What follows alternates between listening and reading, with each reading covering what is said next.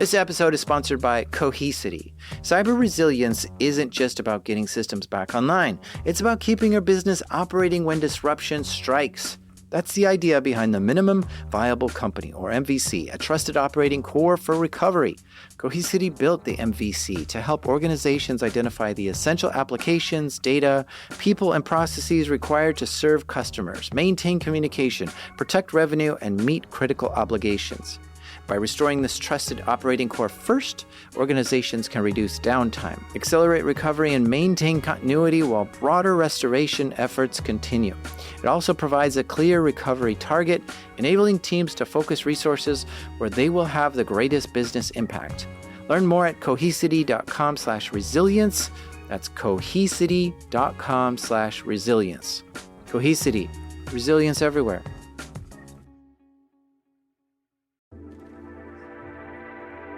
Okay, so this one time at DEFCON, see, DEFCON is in Las Vegas, and Vegas never sleeps. Well, neither does DEFCON. After the conference ends for the night, the place morphs into a night party. So after me and some friends spent the whole day at DEFCON, we went and ate dinner, freshened up, and headed back to DEFCON to check out the scene. We were told there's this rockin' party in this one conference room, so we all pop in and check it out. It was loud, like really loud. The room was actually quite small, about the size of a small classroom. And on one end of the room was a DJ, spinning tunes.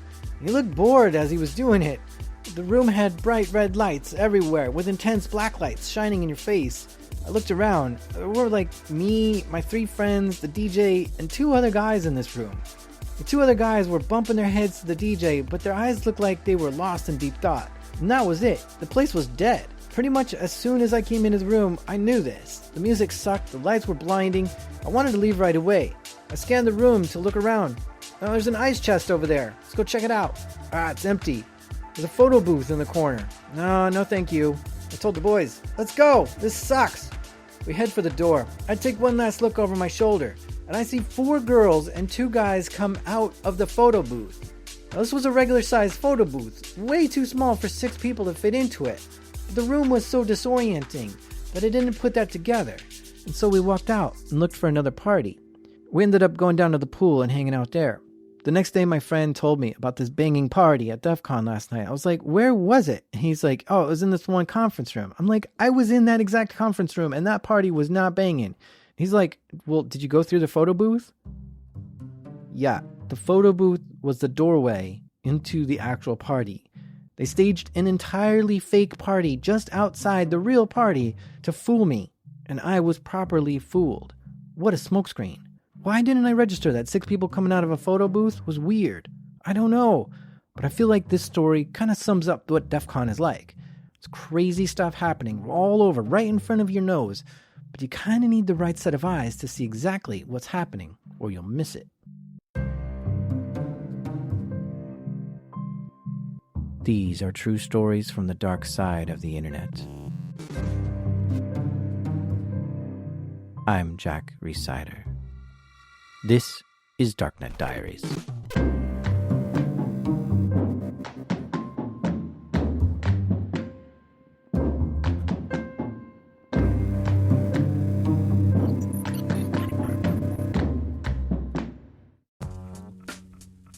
This episode is sponsored by Vanta.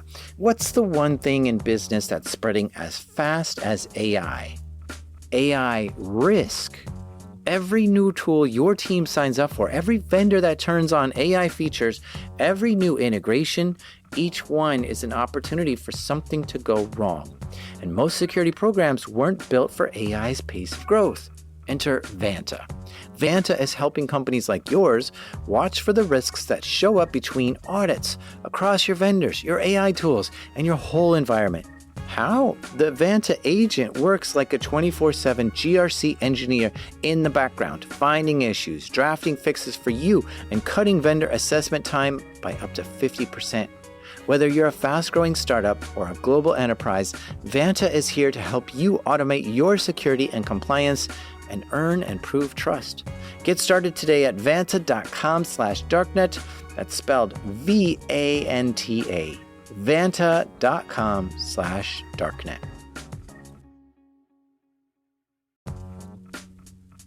This episode is sponsored by Delete Me. Have you ever thought, I should really be doing something to protect myself from stalkers, scammers, and hackers, but you're not sure what? Here's what you should do. Go to www.joindeleteme.com/darknetdiaries and enter code DD20 and you'll get 20% off Delete Me. And a few years ago I signed up and Delete Me got busy scouring the internet for my name and gave me reports on what they found and deleted stuff. Take control of your data and keep your private life private by signing up for Delete Me. Now at a special discount for my listeners, get 20% off your Delete Me plan when you go to www.joindeleteme.com/darknetdiaries and use promo code DD20 at checkout.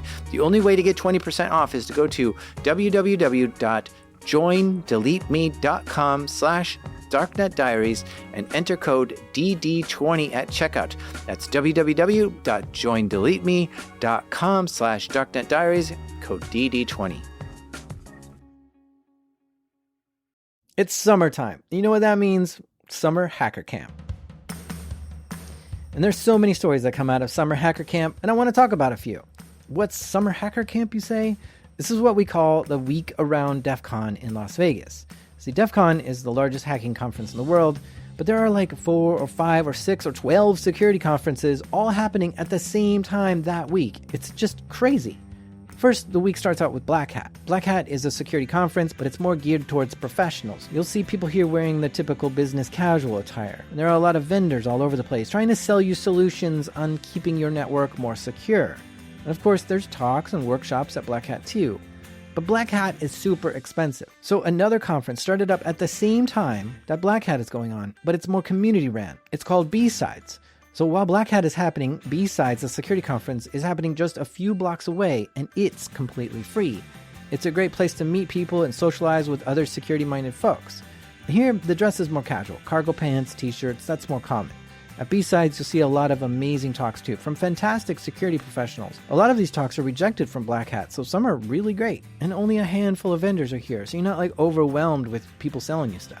And I should also mention that there are security B-Sides conferences all over the world, and they're all community ran. So you might want to check to see if there's a B-Sides in your town and go to that because it's great. So now, as the weekend comes, so does DEFCON. DEFCON is Friday, Saturday, Sunday. Now, DEFCON at its core is a hacker conference. The people you see here are sometimes wearing mohawks. They often dress in all black and have a bunch of electronics dangling out of their backpacks. The crowd is younger compared to Black Hat, too. I've run into many high school kids at DEFCON, but I've never seen a high schooler at Black Hat. Yeah, DEFCON has talks, lot of talks. There's like tracks all over the place on so many subjects. And there are speakers there who will show you how they've hacked into so many things. But DEFCON is also big on being hands-on. There are a ton of villages with all kinds of things to try hacking into. There's a car hacking village, a pick lock village, a voting machine village, a biohacking village, a social engineering village, and so many more. Each of these places you get to learn hands-on how to hack stuff. It's a fantastic way to learn, and you can spend your whole time at DEFCON never going to see a single talk because there's so much to do. DEFCON has vendors, but these vendors are different. They aren't selling you solutions to keep your network secure. They're selling you hacks and exploits to break into networks. Things like antennas, lockpicks, electronics, rubber duckies, keyloggers, phone plugs, and so much more. It's so much fun to wander the vendor hall and see all the latest tech that you can just pick up for a few bucks and start practicing hacking in just a few minutes. Oh, and while at DEFCON, there are many other conferences happening within and around DEFCON. It's weird, but there's QueerCon, HushCon, VetCon, GothCon, and even DEFCon, as in DEAF for those hard of hearing. And there's Roots, which is a conference just for kids. There's also Diana Initiative, which is a conference that focuses on women in security careers. So yeah, there's like a dozen cons going on all over town. So the week of August 5th in Las Vegas, Nevada is the place to be for security professionals around the world. I could go on and on about all there is to do at DEFCON, but what I want to talk about for the rest of this episode are the contests. There's so many contests at DEFCON too. And here is where I learn the most. I love joining contests with one goal. The goal is to not get last place. If I can beat anyone else, I feel like it's a victory for me. But let me tell you, it's not so easy to do that. There are contests on cracking passwords, like who can crack the most amount of passwords in a weekend, and there's writing contests and beard contests and scavenger hunts and a bunch of trivia contests and so many more. But one year, there was a contest I just couldn't ignore. And the thing is, I didn't even know it was a contest. Here's what happened. This was DEFCON 19. The year was 2011. Upon registering into DEF CON, you're given a little badge. Now, this badge serves one purpose. It's your pass into DEF CON. Without it, security will stop you and throw you out. But being a HackerCon, a paper badge is kind of easy to counterfeit, right? So the organizers started making electronic badges, ones that had a little blinky lights at first, and then LCD screens. And then one year a badge had a microphone built into it. And eventually these badges became pretty elaborate little electronic devices. And people loved it. But it was kind of a pain to design a cool new electronic gizmo every year, so the organizers decided to do an electronic badge one year and a non-electronic badge the next. At DEF CON 19, the badges that were given were simply a solid metal, non-electronic. Some say it was even made out of titanium. I paid for my ticket into DEF CON and was given one of these metal badges. It was like a dark gray metallic looking thing. It was round. It had an Eye of Horus cut out in the middle of it, and it simply said H3 on it. No mention of DEF CON on the badge itself, which is kind of weird. The H stood for human, which is what the standard admission is to DEF CON. Some said V, and that's for vendors. And some said S, that's for speakers. Some said G for goon. Those are the security guards. Yeah, even the security guards have badges. But connected to the badge was a lanyard. And on the lanyard, it said DEF CON 19. And that's the only English it had. But what it also had was a lot of strings of ones and zeros. These strings were 13 characters long, and there were 15 strings of these. These ones and zeros weren't printed here by accident. I knew this was some kind of puzzle, so I started poking at it. Nothing in my mind is 13 characters long, though. It's not IPv4 or IPv6, not ASCII, not hex. When you register at DEF CON, you're given a schedule, too, a little black book. And I was looking at the book, and on page 4, something stood out. It said, Hack upon Xylem. For some reason, the way it looked, it had similar symbols as the lanyard. So I copied all the ones and zeros off the lanyard and put them in a row. I tried to put the clues together somehow. Strangely enough, Hack upon Xylem also had 13 characters in it. So by arranging it all in the right way, Hack upon Xylem became the key to unlock what the lanyard was saying. By doing this, I discovered the hidden message was launch key not mix. Now I have a launch key. But what's this for? There was a strange URL in the book with X's in it. I typed the URL with nopmix in where the X's are, and boom, it gave me a secret web page. The secret website said something like, you have discovered us. We are the Brotherhood of Horus. We have accepted your launch code, and the sleeper agents are now active. It went on to say that there are sleeper agents at DEF CON that are infiltrating Project Xylem, and that I must find them and expose them. The website went on to show me 10 pictures of these agents, and each picture looked like a spy took them. This was getting serious now. There was a note saying that I was now part of the Brotherhood of Horus.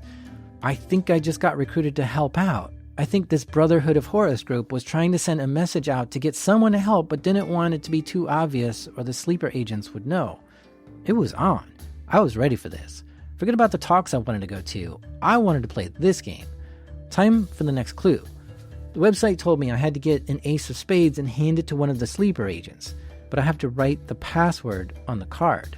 And when I give it to the agent, they will look at the ace of spades. If it's the right password, they'll then give me the inside information I need. I was told to do this as discreet as possible, or else the agents will not do it. Well, okay, this is getting good, but I need a password. What's the password? Not mix? No, that's just a launch code. I don't want to blow this and try not mix and it not work. I think I better look for another password.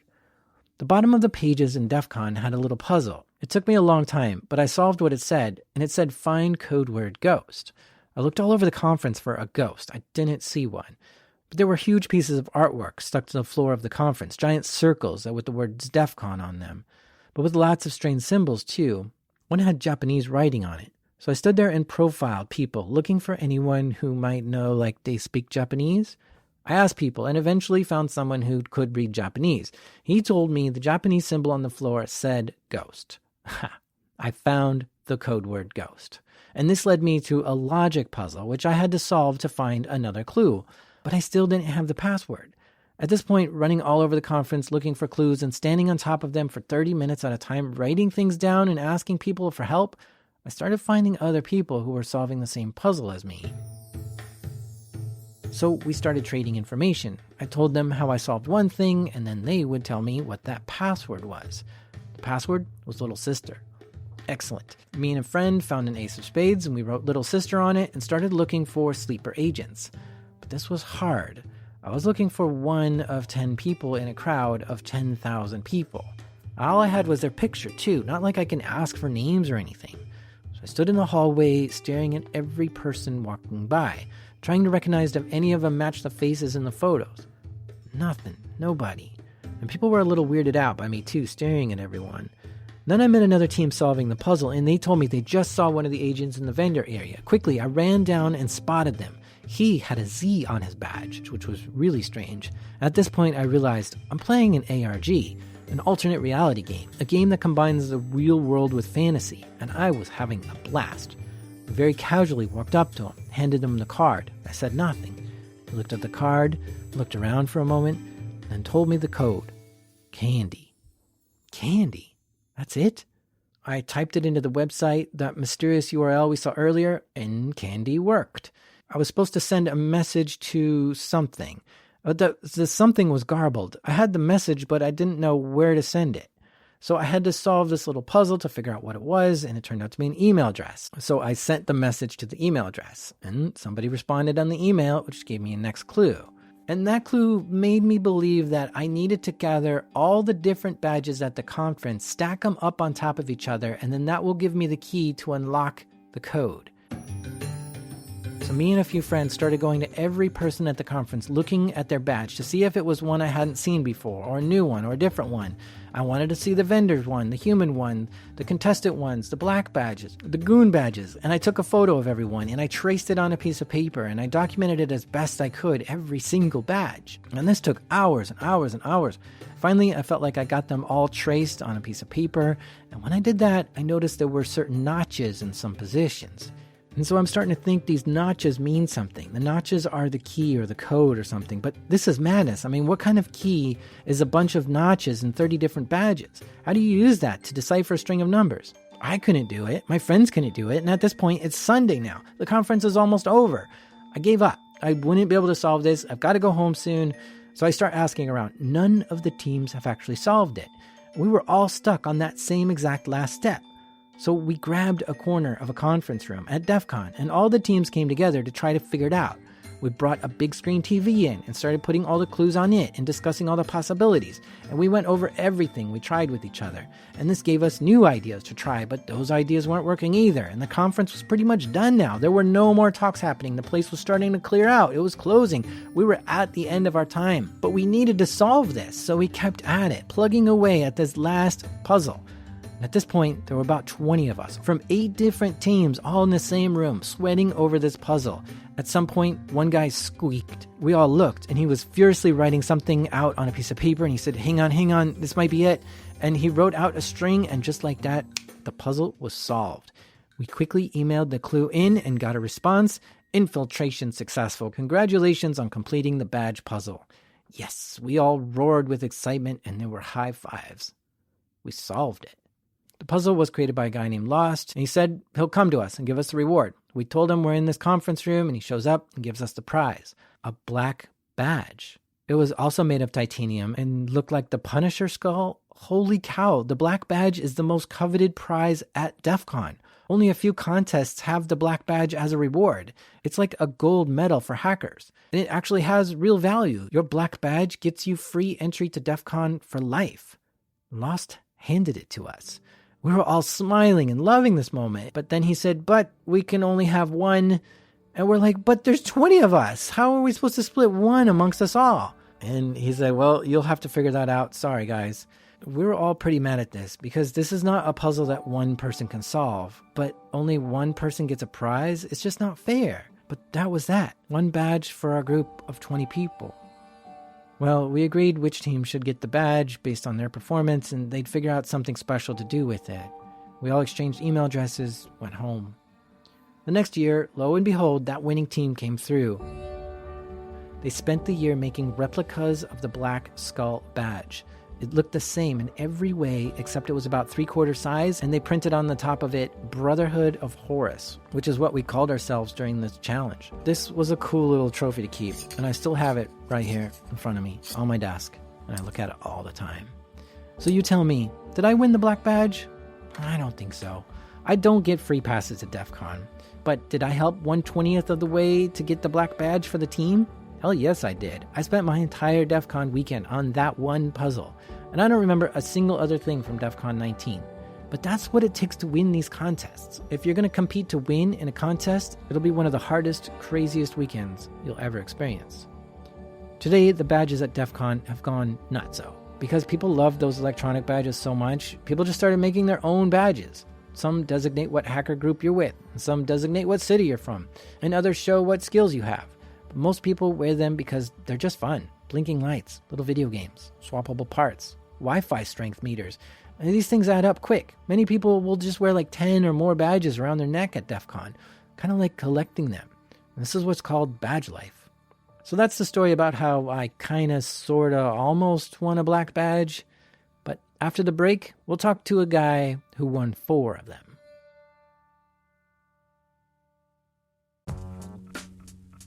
This episode is sponsored by SpyCloud.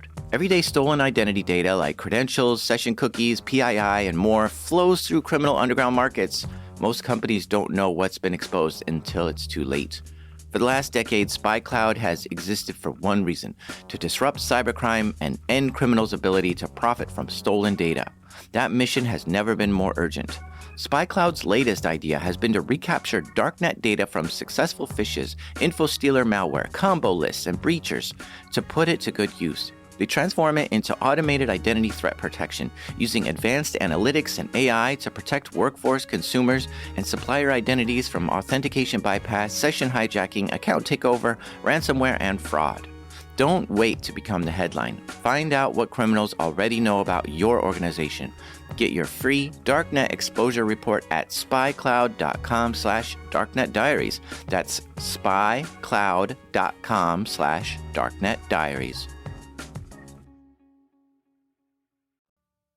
Carnegie Mellon is a university in Pittsburgh, Pennsylvania, and one of the schools they have there is the School of Computer Science. Here is where they teach IT. So basically there's a computer research group at Carnegie Mellon, and it was David Brumley's research group. David Brumley is a professor at Carnegie Mellon who teaches courses on computer security and has a research group there who does analysis on security threats. And there are a bunch of people there doing all sorts of interesting computer security research. And one of the researchers was like, what would be fun is if I was playing in CTFs or something. So he was like, maybe I'll look. He wanted to look around for students to join another CTF team. CTF stands for Capture the Flag. It's a hacker competition. Basically, whoever is running the competition hides a flag somewhere in a computer and you have to find it. And it's not usually an actual flag. It's like a secret word or something. It's just to prove that if you know it, then you'll get the points. But here's the thing. In a hacker CTF, they often tell you exactly where the flag is on the computer, but you just don't have permission to see it. So you need to hack into the machine somehow to see it. And this is great fun because it teaches you how to hack with real hands-on experience. And so one student really wanted to play these and asked his professor, David Brumley. And David looked around for some online CTF teams for the student to join, but came up with a different idea. He was like, well, actually, we've got all these security researchers here. Maybe we should just form a team ourselves and kind of see how that goes, and maybe that'd be more fun. The CTF team at Carnegie Mellon was formed. The first big CTF that was coming up, they all wanted to compete in, was called Seesaw. And this is sort of an entry-level CTF, and it only allows students who are undergraduates to compete. It was at NYU, just a few states over, but the team needed more people to help and compete. And they're like, we should find a couple other people that we know who are in security. So then myself and one other person joined up. Oh, I should mention, this is Tyler we're talking to. And in 2009, he was an undergrad student at Carnegie Mellon. And he just joined this CTF group. At that time, the captain was a guy called Brian Pack. And then there were a few other, basically just a handful of other people. So myself, and then 2 other undergrads, and then a few grad students who were all interested in computer security stuff. And this team wasn't even studying computer security at this university. I think we're all studying computer science in general, but happened to be interested in security things. So that's kind of how it started, yeah. So they started studying for their first CTF, Seesaw. And when they went to register to compete, they had to come up with a name for themselves. So they named it PPP, which stands for Plaid Parliament of Poning. The school color for Carnegie Mellon is plaid, which, one could argue isn't a real color. Instead of doing PPP, it used to be P-POP, Plaid Parliament of Poning. And we eventually shortened that. Now, the seesaw competition, it was a ways away. So in the meantime, they began practicing, well, hacking. And I remember one of my friends, Andrew Weesey, who is one of the first people on the team, he'd basically go and, we'd be, walking around campus or something somewhere, and he'd just, list off some assembly to me and be like, what does that do? And I'd have to like sit there and think, or, he'd ask me, what's a function prologue look like in x86 assembly, or just kind of weird things like that. For the team to practice, they would sit down and solve some Jeopardy-style CTFs. This is where you're giving a challenge to solve, and you solve it. Maybe something like, read the contents of this file that you don't have permission to read, or find the hidden message in this file, or decrypt these files that you don't have the key to, or find a way into this web server. And so the team would try these things and learn all about hacking, and they got better as they went. So their confidence was building, and they were getting better and better, and then they headed out to Seesaw to compete in New York for this CTF. And there were a bunch of other teams competing, but there were only 3 questions, and you had 8 hours to complete it. And there was no scoreboard, so it was hard to know if anyone was doing right or wrong the whole time. They did their best, submitted some answers, and time was up. So I remember sitting there, at the award ceremony, and, they always go like, third, second, first, and we're like, okay, I hope we did well. And like they announced third, and they were like, shoot, like, okay, well, we didn't get third. And then they announced second, and we were like, oh, that's the team I would have expected to win. That's weird. And then they announced first, and it was our team, and we're like, oh man. And we were so excited because we were very much not expecting that. Whoa, nice. Their first big win. Like they actually won money for this competition. Something really small, I don't remember. It was probably like $500 in a plaque. It was a pretty short-lived celebration because we had to like go back to classes like after the weekend or whatever. So we didn't have to spend much time, doing anything fun. But we were all super excited because, it was a success for us, which we weren't even expecting. But this win wasn't small. It proved that this small team they formed had big potential. So they immediately started looking for more CTFs to join and play. Winning is addictive, and they were going to as many of these hacker competitions as they could. One of the things that was kind of funny for our team that we always joked about is we played in all these really like obscure Korean CTFs. I guess South Korea has always had like more of this kind of like CTF scene, or at least in the early days they did. So Brian Pak, who is the founder of PPP, is Korean, speak Korean. So he'd find us these kind of weird CTFs and we'd start playing them, and we'd get all these weird things. So throughout the year, we were playing all these kind of weird, obscure CTFs where we have to like have him translate stuff because we don't understand what's going on. And we started doing pretty well at most of those during the year. So for some of them, we were getting, at least top 3 or so. And there are a few other competitions. There's ICTF, which is run by the University of California, Santa Barbara, which is a super popular one for universities. So we played in that and I think we did okay our first year. This became their obsession for everyone on the team. CTF, all the time, everywhere. And they were qualifying through online challenges, and then when they'd get accepted, they'd fly to that place to compete.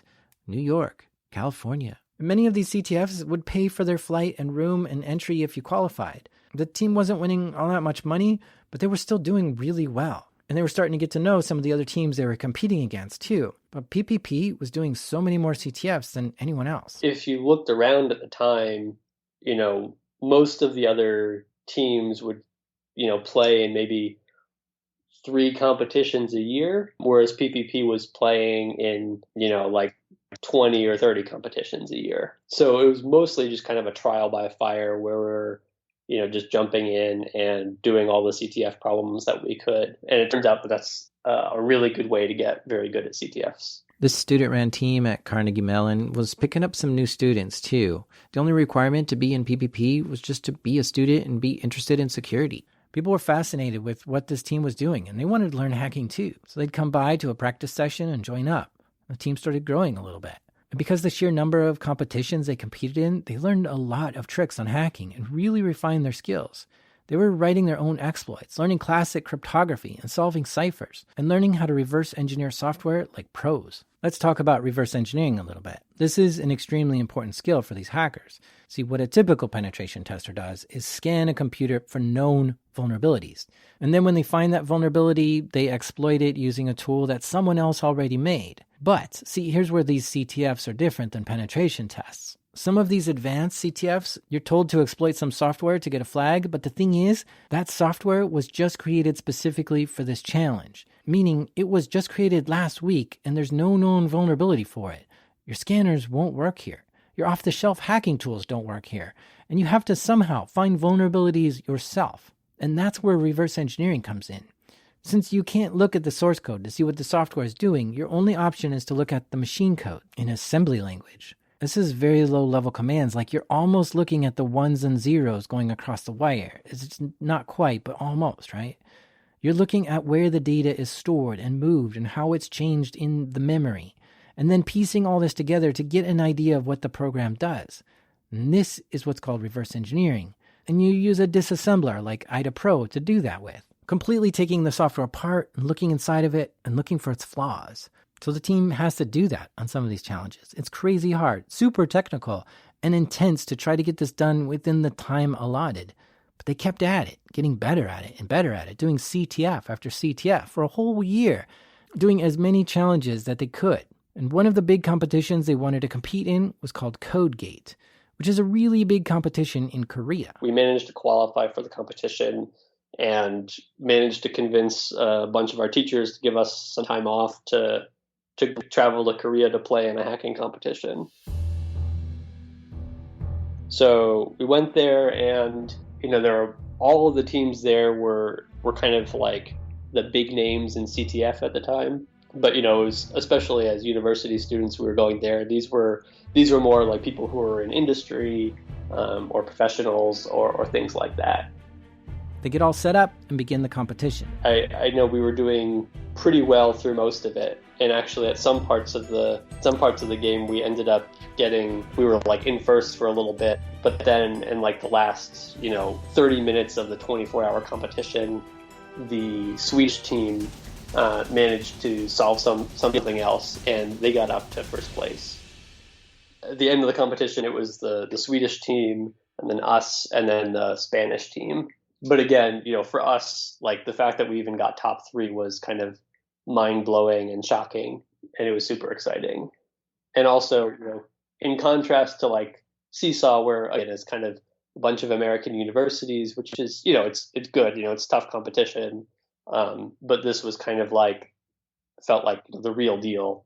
And then in the end, I don't remember exactly, but I think that the prize was something like $5,000 or $10,000. In addition to having, all our flights and hotels paid for to South Korea, which is, a lot kind of sexier than going to New York from Pittsburgh. Now things are heating up. For the members of PPP to travel to a prestigious hacker conference, see a lot of the other top CTF teams competing there too, and to get second place among them, whoa, that means this team really does have a lot of potential, and they're just getting started. Soon as they got back home, they immediately started looking for more CTFs to do. So, we basically almost every weekend we'd kind of hole up in some building on the corner of campus, and we'd work on these competitions for, 24 or 48 hours straight. And then we'd go back to class on Monday. But again, if you think about it, running, 40 hours a week for a year, that's like 2,000 hours. So, spending 2,000 hours or something a year on this after a few years, you start to accrue skills pretty quickly. And that brings us to DEFCON. Remember DEFCON, right? The largest hacker conference in the world with tons of competitions all over the place. Well, the most prestigious competition at DEFCON is the CTF. It's the main event. The DEFCON CTF is like the World Series of CTFs. It's the most challenging, most competitive, and it earns you the most bragging rights of any other CTF. The team at PPP decided to give it a try. Now, months before DEFCON is a qualification for CTF. They only accept a certain amount of teams. And this is played online from anywhere in the world. And you have a limited amount of time to solve the problems and hack as much stuff as you can. So PPP gave it a shot to qualify. I think it was a 72-hour competition. We played it, and we did, I'd say we did pretty respectable, but we ended up in something like 11th or 12th place, which was kind of shocking to us because, up to that point, we had been like doing, top 5 or something for most of the competitions we played. But one of the things we didn't realize is there was kind of like this second group of people who play CTFs, but only play in, DEFCON and a couple other competitions. So a lot of the people who are in industry kind of didn't bother playing these smaller contests. They'd only play DEFCON. I wouldn't say we got our butts kicked, but we didn't do very well. Whoa. See what I mean? Even though PPP was hot stuff, winning competitions all over the world, they didn't even qualify for the DEFCON CTF. DEFCON only accepted like the top 10 teams that year, and they didn't make it. The teams here are just that high caliber, best in the world at hacking, and PPP had to go back to practicing. Around this time, the school year started back up at Carnegie Mellon, which brought some new students interested in hacking to help. And with the summer being over, the PPP team was excited to get back into CTFs. Everyone's always kind of excited after summer to be like, okay, like this year I'm going to, play CTFs even harder than I did last year and things like that. So they decided to hit up all the same competitions they did the previous year. They went back to Seesaw. We ended up getting first place for the second time in a row. They did a bunch of smaller online CTFs. But then CodeGate came up again, and this is the biggest CTF in Korea. And remember last year they got beat out by that Swedish team? So this year they qualified for it and flew to Korea again to compete. We managed to get first place, which was, I think, $20,000 prize money. So we were quite ecstatic with that.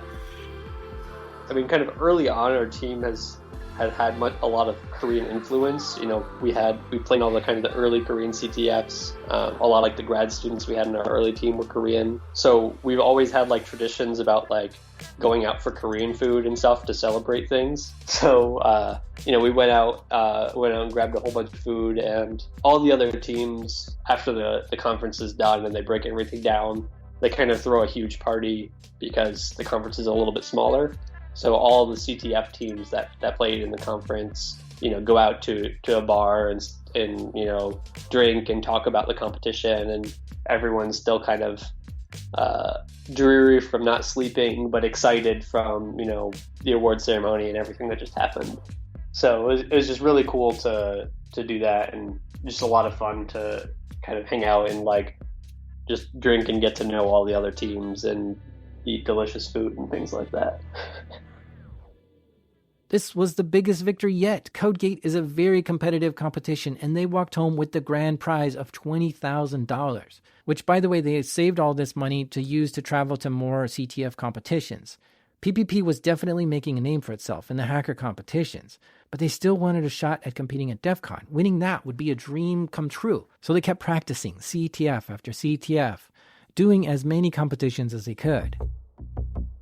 At this point, it was kind of like, maybe not a CTF every single weekend, but it was getting close to it. So, we had done so many CTFs that it's like, when the last time that you played in a competition is like 2 weeks ago or the week before, you're not very rusty. You're like, I'm in pretty good shape to play this. Many of these CTF competitions lasted like a full 24 hours or 48 hours or even 72 hours. And the team had to learn how to manage their time effectively to perform best during this time. For instance, they'd have their food all picked out and ready to go just so they can grab it and keep going. They had to figure out other interesting logistics to keep them going the whole time.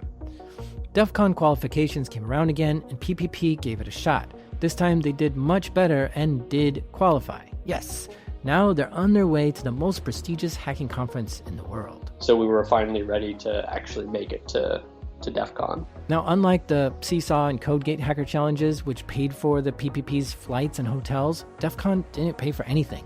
But it's okay because they had a decent amount saved from all the winnings of their other competitions.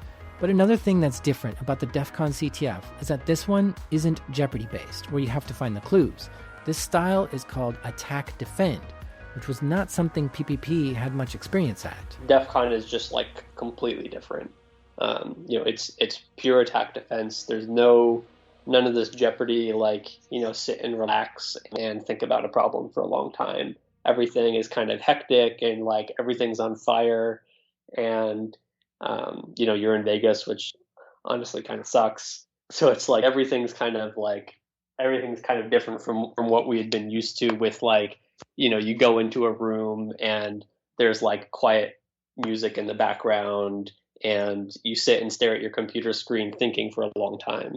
DEF CON's very much like you go in, everything's loud, and there's bright lights, and you have to work as fast as you can before someone breaks into your server and starts breaking stuff. Yeah, in the attack defense style of CTFs, other teams are trying to hack into your computers and you have to block them from getting in, and at the same time you have to attack their servers to see if you can exploit them. So the general setup for DEF CON or most attack defense CTFs is all the teams are running a set of network services, up to 10 or something. These network services might be a web page or an FTP server or an email server. And each of these network services, any team that's playing in the competition can talk to them.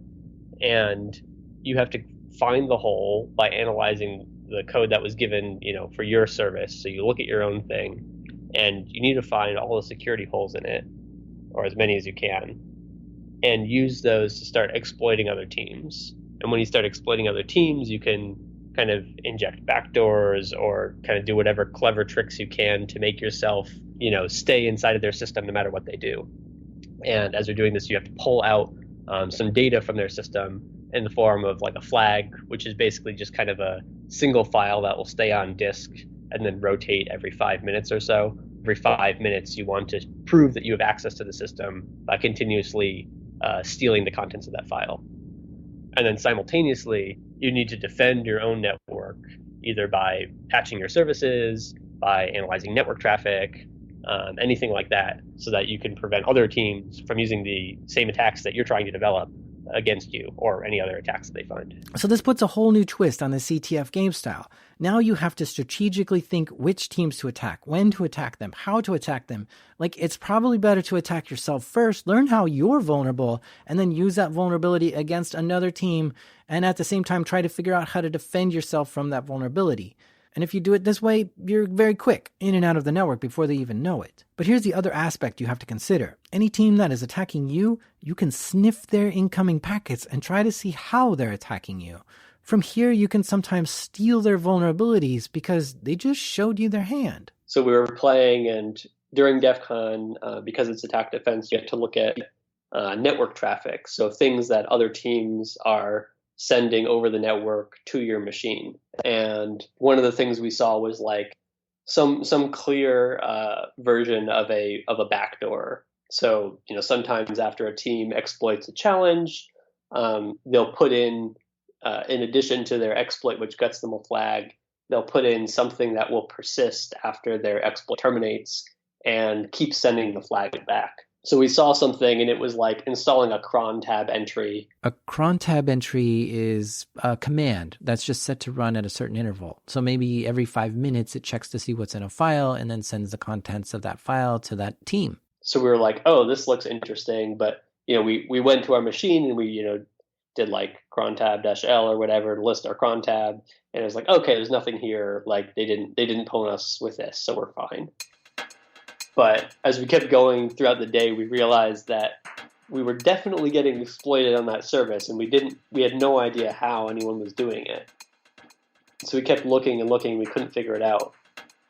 Eventually what happened was, it turns out they did add a cron tab entry, but after they put in the malicious code for the backdoor, they put in a raw carriage return, and then they put in like no cron tab entries found or something. So if you cat the file, it'll read out the exploit will get displayed, but then the carriage will bring the whole thing back to the beginning of the line, and then over the exploit it'll print, no cron tab entries found.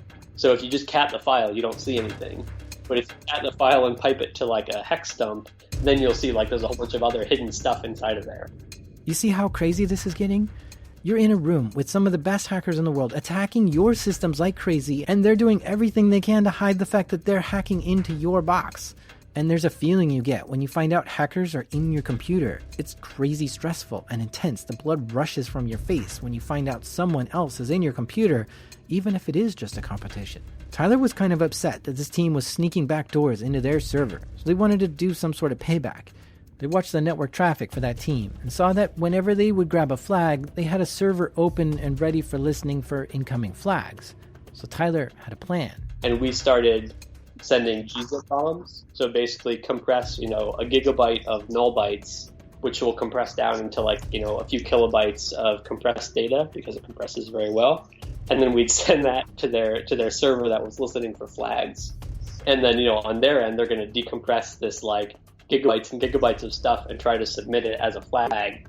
And it actually started bringing down their internal infrastructure for getting these flags and sending them off to the server. So not quite perfect payback, but it was still pretty funny. Oh, now there's some sabotage going on. I love it. The other team thought they had captured a flag and spent a bunch of time trying to unzip this file, but it was just a large junk file that Tyler sent them. And it just wasted their time and ended up bogging down their systems. Brilliant. So this gives you a little idea of what's going on in the DEFCON CTF. Yeah, it's kind of like every second there's something new going on where someone's like, wait, which version of the binary did we do? Did we patch this one? What is this network traffic? This looks like an exploit. So the whole competition kind of goes like this. So it goes on. It's a 3-day competition. So by the end of it, we're kind of exhausted.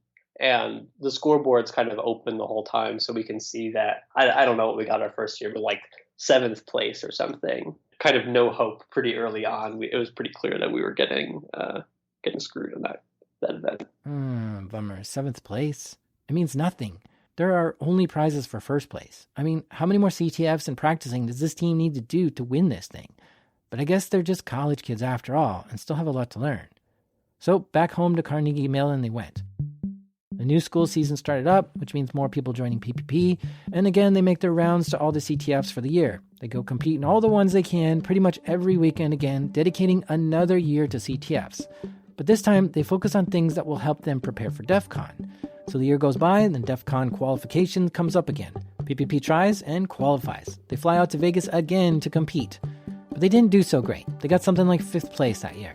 So they have to wait another year. Back to doing another 20 CTFs in the year, back to Korea to compete, back to California, back to New York, and then back to Pittsburgh to practice. So then DEFCON comes up again, PPP qualifies, and they head out to Vegas for the competition. This year, some combination of being more relaxed about the competition or the organization running more smoothly or whatever, we were doing super well. So I think at the end of the first day, we were already in first place. At the end of the second day, we were already in first place. We're still in first place, maintained our lead. So we're like, oh man, we're finally we're gonna win DEFCON. This is great. We've been working on this for so long. So we're up at night. We're okay guys, we just gotta keep doing what we're doing. Don't screw anything up. We totally got this in the bag. So then last day we go in. We're running through stuff, and just before the end of the competition, it was either an hour before or 30 minutes before or something, the team that was in second place manages to solve some weird challenge that we didn't even look at because we only had 8 people, and they managed to solve that challenge, and they shot up past us, and they won the competition, and we got second. And then we were talking to them afterwards, and we learned that they had a lot of good people on their team and everything, but their team was actually a group of 80 people. So literally 8 times more people than we had, and they beat us, but they only beat us barely. There was no limit on the size of your team that year, but PPP had a taste of blood in their mouths. They were so close to winning, they knew if they practice a little more and they come back again, they have a really good shot at winning this. So another year of hardcore practicing, more analyzing of binaries, more practicing of machine code, more learning cryptography, more reverse engineering. One of the other people on our team, Ricky Zhu, he went to high school with George Hotz. They both went to high school in New Jersey together. So they actually kind of knew each other. So, George ended up at Carnegie Mellon for a little while trying to study stuff. So, we were we quickly were like, okay, you need to play CTFs with us. Like, trust me, you'll love it. It'll be lots of fun. Whoa, George Hotz? You remember this guy, GeoHot? At 17 years old, George unlocked his iPhone. When you buy an iPhone, it's set to a specific carrier. Yeah, well, George jailbroke it so he could use any carrier he wanted. You might be thinking, big deal, I've jailbreaked my iPhone too. Yeah, but George was the first person ever to do it, ever. Well, the first person to publicly admit to doing it. And that made huge news. Then, a few years later, George reverse-engineered the PlayStation 3 and was able to read and write memory within it. And this was a monumental feat. Those things were locked down really tight. And again, this made news, so much news that Sony actually sued him for doing it, which created a huge backlash against Sony. So now this famous hacker is there at Carnegie Mellon, and the PPP really wanted him on the team. And George joined. He's just a really fun and hilarious guy. So, as soon as he shows up to our team meetings, it's like, it's really exciting because he's like, he totally goes all in for the CTFs. So, he's, like most of the people that do well at CTFs, part of it is just like being able to sit and concentrate on a really difficult problem and do that for extended periods of time. And he was, he's just very good at doing that. So, we'd have some problems where I think we had some problem that was like some really hard crypto problem that I think during the competition, like no team solved. This was just some random competition we were playing in the year. And, that was the problem that he was working on at the end of the event. And he was like, you know what, screw this. Like, I'm going to go back to my room. I'm going to lock the door and I'm going to keep working on this problem until I solve it. That was kind of his attitude for a lot of these things. Okay, so this was a great boost for PPP. Now, with a few new teammates, more practice under their belts, they headed back to DEFCON for their 4th attempt at the competition. They have their food orders all on a spreadsheet, and 2 helpers just running around getting them the things they need so they can focus more on just hacking as much as possible. And they made sure to get a hotel room at the conference so that they didn't have to spend any time driving around, and they even got rooms as close together as possible. We try to get a suite to have all of our teams so they can work in a single place instead of having to work across, a few different hotel rooms or sitting on like a bed in someone's hotel room. So Tyler, now the captain of PPP, and the team is feeling better than ever to compete. And what they also liked that year was the team size limit was set to 8 people. They think this was to their advantage. The team is prepared to spend as many waking hours as possible throughout the entire DEFCON weekend to attempt to win this contest. And it takes a toll on their body each time they go through it. Yeah, I mean, most people are kind of know that, if we're going there, they're prepared to lose a lot of sleep and drink a lot of caffeine and all that. So they begin the competition. They see a lot of the same teams and faces that they've known before. Some Korean teams, some American. These are the top teams they were expecting to see, and at this point, they're starting to understand their attack style and defense style a little more. Tyler thinks some of the other teams might even be sleeping in shifts, so there's always a group hacking while another group is sleeping. Now, you never know what kind of operating system the organizers will have you hacking on. It could be Windows, it could be Linux, it could be Unix. But when the contest started, all the servers were using ARM. My computer and your computer, it runs using x86 architecture. That's just what desktop computers use in their processing. But ARM is like what cell phones use, or microcontrollers. It's just a bit weird. It meant they were on computers that they hadn't really written many exploits for, or understood really well. But Tyler thought this might be to their advantage. One of the things that our team usually tends to be good at is kind of like obscure, weird things. So like if it's like ARM or MIPS or like just weird architectures that people kind of don't see every day, that tends to benefit our team more than others. We went into it and kind of right away on the first day, kind of right out the boat, we started winning. So we kind of shot up immediately and we were like, okay, this is a good start. PPP is looking good on day 1. There are a lot of game mechanics you have to think through the whole time. So like the contest shuts down at night and the conference room doors close, so you can't hack other people at night. So what the teams do is they take these puzzles upstairs into the suites and try to find exploits all night long, offline basically. But what if you find an exploit right before the room is going to close? Should we save this for tomorrow or should we throw it now? Because if we start attacking people with it now, they'll have more time to analyze the network traffic overnight. But also, if we wait tomorrow, maybe other teams will find the same bug overnight. So there's kind of all these kind of weird game theoretic questions. There's lots of strategy that has to go on. I've heard from a lot of people that some teams don't like to throw exploits at us because they're worried that we'll find the exploit and turn it around and throw it back at them real fast. And similarly, we usually don't throw exploits against the top teams until we've thrown it against the teams we think are weaker for, maybe 30 minutes. And then we'll start to throw it against everyone. Day 2 now begins, and they have a few hours of sleep and are ready for the caffeine to carry them through the day. Now, I've talked to a bunch of organizers and players of this DEFCON CTF, and let me tell you, there's so much craziness that goes on during these things. It's bonkers. For instance, one year, one person from a team hid under the desk of another team to listen in on the chatter and the exploits they found. And another story I heard was that one team snuck an Ethernet cable into another team's router so that they could be on the same network and try to hack into things that way. The stories are endless and all the shenanigans that go on during the competition. And most of this kind of hacking is allowed. Really, the only thing you can't hack are the organizers. So day 2 completes. The scoreboard shows that PPP is still in the lead, but now the scores are hidden, so they don't know how much of a lead they have. And on day 3, the scoreboard is completely hidden, so nobody knows who's in the lead. The contest ends on Sunday, and the scores are tallied. The team goes to the award ceremony where the winners will be announced. We just sit down and they kind of go through all the competitions, and we're mostly just kind of exhausted and nodding off to sleep during the whole ceremony because we haven't really slept in a few days. All right. Hi, I'm Gynophage from Legitimate Business Syndicate.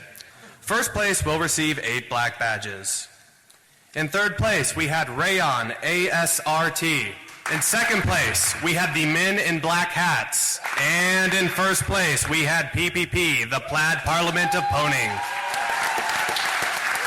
We were expecting it because, we'd worked pretty hard. We were doing well, but it was just the kind of a ridiculous feeling after working for so many years, because this is, year 4 of doing CTFs and like year 3 or something of doing DEFCON. We'd put in so much time and energy into working at this competition that it was like a relief isn't quite the right word, but it's a mixture of, relief and excitement and happiness. They went on stage to receive their awards. All 8 of them got their own black badge. Even GeoHawk got one. After like a few hours, we were just kind of like, all sitting around and like looking at each other, and we're like, just kind of like nodding at each other, like, yeah, like, I guess we finally did it. Like, shit, like, we finally made it and finished first in the competition. In my mind, this means that you threw your hat in and said, we want to prove that we're the best hackers in the world. Anyone who wants to challenge us can come here and challenge us, and you proved it. Do you feel that way? Yeah. I mean, I think one of the kind of cool things for us was also, most of the teams that were playing and that had won kind of previously were kind of these big groups of professionals. So, people who work, doing IT security or doing like working at defense contractors, doing security, or like, kind of like the real honest to God, people who do this for a living. And we came in as, basically a group of kids. We just kept working our butts off until we could get there. And then, to have this kind of real win, kind of like, there's no way anyone can question it when you win DEFCON CTF. It's kind of like, well, if you beat everyone else there and you were beating everyone else in all the other CTFs, like, you're just the best team. When I go in there and I look around, I don't know why I don't see like NSA hackers or some serious black hat hackers that are just like, look, we're gonna totally smoke these guys. They've got no chance in hell. Like, so how come I don't see those competitors? I can guarantee you that they are there, having talked to some of them. So there are definitely people from those groups who are there. So sometimes they like to stay up in the hotel rooms rather than be downstairs where people are taking pictures and stuff. It's not like the whole might of the NSA is up against you or something, because that's a little different. But it is absolutely people who, work for, governments are there, and people who, there are people who do, black hat hacking for a living who are there. It's not, it's not like, that's probably not the majority of people, but it's not a insignificant proportion of it. You see what I mean here? Tyler and his PPP team proved they are the best hackers in the world, openly, in a fair contest for anyone else to challenge them. And they beat out people from the NSA, Google, Microsoft, the Koreans, the Russians, you name it. Not only did they beat them here at DEF CON, but they beat them all over the world in hundreds of other CTFs they played along the way. PPP was number one. But now the team, well, of course they feel good, but they have these new skills, and they've been doing so many CTFs, and they're like, hey, let's not get rusty here. Let's keep it going. We've already won in 2013. Let's try again in 2014. So they go back to DEF CON to try to defend their title as the best hacking team in the world. Yeah, okay. So we won 2013, 2014. We lost 2015. We were hoping to get 3 in a row. Bummer, they couldn't get 3 in a row, but they decided to try again. They go back again in 2016 and win the DEF CON CTF then. And they go back again in 2017 and win first place again that year. And they really, really wanted to win 3 in a row, but they ended up getting second place last year in 2018. At this point, PPP has won the DEF CON CTF 4 times. That's 4 black badges for Tyler. That is the current record for anyone or any team for number of black badges from DEF CON. PPP is the only one with 4 wins. Tyler and PPP will be competing this year again at DEF CON 27 to try to prove once again their team is the best. And then they plan to go on to try to win 3 in a row from there. They've already made a legacy, but now they're trying to become legends. But their story just boggles my mind in so many ways. Like, Tyler's been to DEF CON 9 years in a row now, and the only thing he's experienced there ever is CTFs. Like, he's never seen a single talk or wandered through the villages or did any workshop or even go to any parties during DEF CON. The one kind of exception was, so not this year or the year before, but the year before that, me and a couple of other people from our team were participants in the DARPA Cyber Grand Challenge, which was like the big like machine CTF thing that DARPA ran. So we participated. A couple of us participated in that with a company, and we won first place in that, and then moved on to the CTF and got first place in that as well. Now, I should point out, the people who participate in these CTFs get a ton of job offers. And of course, the winners also get even more job offers. I mean, who wouldn't want to hire the best hackers in the world, or even the hackers who came in the top 10? So this has been an amazingly great thing for all the members of the PPP's career. Winning a DEF CON black badge is just solid gold to have on the resume. I even saw the NSA one year at DEF CON set up a booth, and we're actively recruiting people. And their booth even said, if you've won a black badge, please come talk to us. And another really cool thing that PPP did was they made their own CTF. It's called Pico CTF. And you can play it anytime in the world. It's on picoctf.org. You don't even need a special computer. I've played through it. It's great fun. And I learned a lot along the way. You basically are given a set of little puzzles, and you have to try to solve each one. It starts you out with easy challenges, and you work your way up to the harder stuff. It's designed for colleges and high schools to get students to learn how to do security and hacking. And since it's backed by Carnegie Mellon, it's played by many schools around the world. If you want to get started with hacking, I highly recommend going to picoctf.org and start playing around in their CTF. I guess one other kind of fun fact is that my wife and I actually met on the CTF team, which is fun too. But she participated on the team? Yeah, so she joined the CTF team in 2013 as a master's student at Carnegie Mellon, and we started dating. And she's continued to play CTFs with the team, and and then we got married a year ago. So that's exciting. That is really cool. Yeah. So this has changed your life dramatically, being on PPP and competing at DEF CON. Like, everything about your life has changed just because of that ride. Yeah. I mean, it's pretty weird. Like, my job is basically due to that, because I work at a security company that I have to sit down and count, but like several other people from PPP are also part of that company. And my wife I met from PPP, and yeah, it's kind of inundated with reminders of CTFs.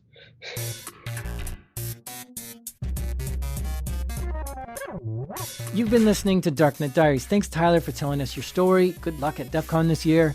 I'm going to DEF CON this year, too. And hey, if you're listening and going too, let's meet up. I've got a number of meetups going on there. Here's where I'll be. Thursday, August 8th, during the day, I'll be poolside at Mandalay Bay hanging out with my friends from CMD. And CMD is inviting you to come hang out with us too. But there are a limited amount of people I can get in, so sign up at darknetdiaries.com if you want to come hang out with me there.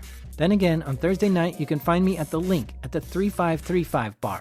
Come on over and we'll hang out there and get drinks. Nothing else is going on Thursday anyway, so let's do this. Then Friday night, I'll be partying with the folks from TourCon up in the Chandelier Room in the Cosmopolitan from 8 p.m. to 11. You're all invited to come too. Let's have drinks there.